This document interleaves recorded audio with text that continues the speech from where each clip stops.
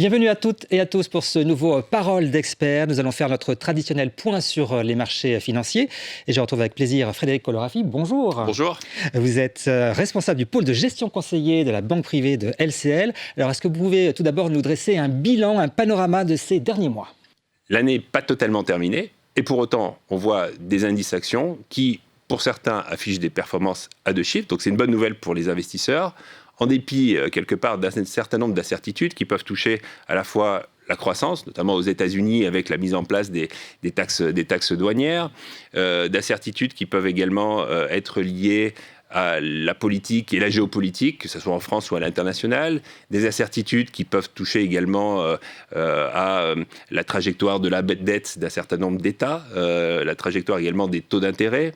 Et puis, il y a également des questions qui vont porter, on va dire, sur les tensions entre, par exemple, les États-Unis et la Chine. Il y a eu des accords, mais on voit bien que ces accords, ils sont fragiles et le sujet des terres rares, il est important, en tout cas, pour un certain nombre de secteurs. Et puis, dernier point aussi important pour les investisseurs actuellement, c'est le retour sur investissement, des sommes colossales qui ont été injectées dans l'intelligence artificielle. Mais en dépit de ça, on voit quand même que les marchés se sont bien comportés. Et en même temps, on voit l'or qui est considéré souvent comme un actif refuge, qui progresse également assez sensiblement d'un peu plus de 50% depuis le début de l'année. Alors, derrière ces belles performances des actions, on voit que certains indices s'en sortent mieux que d'autres. Oui, effectivement, il y a des différences entre les indices. Il faut avoir un certain nombre de clés de lecture quand on analyse tout ceci. Une des premières clés de lecture consiste à regarder à l'intérieur des indices quels sont les déterminants à la hausse. On voit par exemple aux États-Unis qu'il y a des valeurs liées au secteur de la technologie, des valeurs qui évoluent dans tout ce qui peut avoir attrait à l'intelligence artificielle, qui tirent les indices, l'indice américain à la hausse. Dans le Standard & Poor's 500, qui est l'indice phare de la bourse américaine, on a une petite dizaine de valeurs dont la capitalisation boursière représente un peu plus de 1000 milliards de dollars, ce qui est énorme. Et il y a même une valeur qui a atteint le mois dernier 5000 milliards de dollars de capitalisation.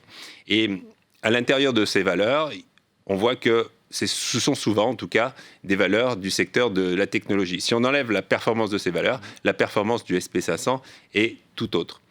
Quand on regarde du côté de l'Europe, maintenant, on voit qu'il y a un certain nombre de secteurs, là aussi, qui tirent les indices à la hausse. Ça va être des valeurs financières, ça va être des valeurs du secteur, notamment de la défense. On va également trouver quelques valeurs également des services aux collectivités qui se comportent bien depuis le début de l'année. Et puis, il y a également une autre clé de lecture à avoir quand justement on fait ces analyses des indices, et surtout quand on investit à l'international et aux États-Unis, c'est l'évolution de la devise. Depuis le début de l'année, on a un dollar qui baisse de plus de 10% par rapport à l'euro. Et donc, quand on est investisseur européen, si on n'est pas couvert contre le risque de change, on est pénalisé par cette baisse, en tout cas, du dollar. Alors, après ces hausses, à quoi s'attendre pour le mois à venir ? Pour les mois à venir. Alors, la question que tous les investisseurs se posent actuellement, c'est de savoir est-ce qu'on va continuer sur cette dynamique qui est portée depuis maintenant plusieurs mois. Pas que d'ailleurs depuis le début de l'année, ça fait un peu plus de temps en tout cas que cette dynamique haussière elle est là. Les plus prudents, les plus pessimistes seraient amenés à se dire finalement il y a un certain nombre de sujets qui touchent à la géopolitique, qui touchent à l'endettement des États, qui touchent à l'économie, et donc dans cette configuration-là, sachant qu'il y a un certain nombre de valeurs, de secteurs qui sont correctement valorisés, il faut être un peu plus défensif. Mais en même temps, on voit bien qu'en dépit des sujets géopolitiques, la guerre en Ukraine, en dépit des tensions commerciales entre les États-Unis et la Chine, on voit finalement que cette dynamique haussière des marchés s'est quand même poursuivie. Et donc, selon nous, il y a trois éléments qui sont des éléments, en tout cas, qui supportent, en tout cas, qui sont des éléments qui sont des éléments qui sont positifs pour les marchés. Le premier élément, c'est la croissance économique qui est attendue à la fois sur 2025 et 2026.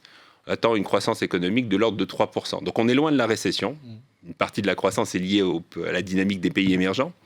Le deuxième élément, qui est un facteur de soutien au marché, c'est l'action des banques centrales, et notamment de la Réserve fédérale américaine, qui devrait, en 2026, poursuivre sa stratégie, en tout cas d'accommodation monétaire, en baissant les taux. C'est une bonne nouvelle pour les ménages, c'est une bonne nouvelle également pour les entreprises, parce que ça veut dire un accès au crédit avec des taux plus faibles, donc moins de charges financières.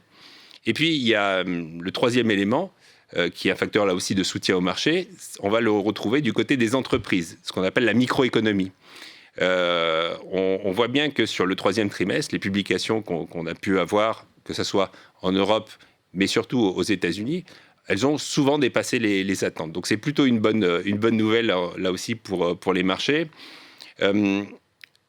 Tout ce qui peut être... Il y a toujours beaucoup de demandes en ce qui concerne l'intelligence artificielle.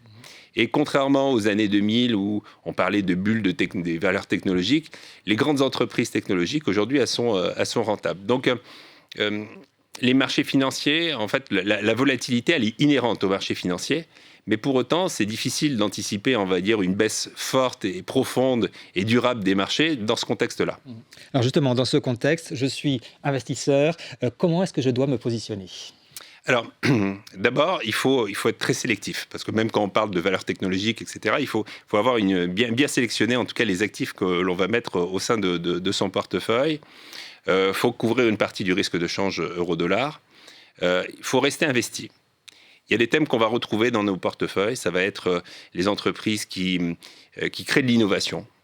Il y a certaines entreprises qui sont très loin de leur plus haut historique en termes de valorisation.